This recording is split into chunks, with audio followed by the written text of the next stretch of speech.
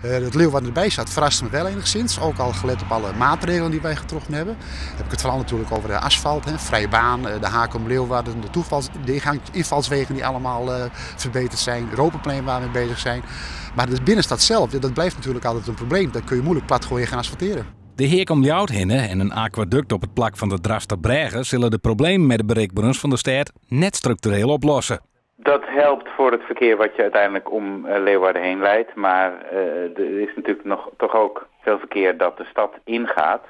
En als je het plaatje ziet, dat komt dan ook behoorlijk vast te staan. Dus dat aquaduct is zeker zinvol. Maar onze aandacht gaat vooral naar de problematiek in de steden zelf. Want daar stiert het verkeer heel iets vaker vast en zal de oorlijst de komende 4 jaar bot aannemen. Oplossings dat Ljouwt al langer met dwaande is binnen de lienfietsen onder de ranen van de stad. Je kunt kijken of er nog meer locaties zijn waar je inderdaad die fietsen neer kunt gaan zetten samen met het bedrijfsleven. En verder hebben we ook een covenant met het bedrijfsleven. Dat heet dan slim werken, slim reizen. En daar gaan we ook kijken, maak meer gebruik van het openbaar vervoer. Laat de auto thuis staan, ga meer met de fiets.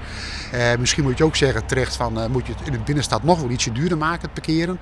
En dan aan de rand van de stad zeggen hier kost het niks. Dat stimuleert ook enorm.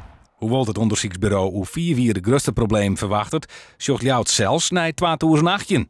Het hier dat er 3,4 miljoen bezoekers verwacht worden. Ik vind dat wij met Culturele Hoofdstad een prachtige try-out hebben en aan daarvan misschien nog meer concrete maatregelen kunnen nemen. En dat vooral aan de rand van de stad.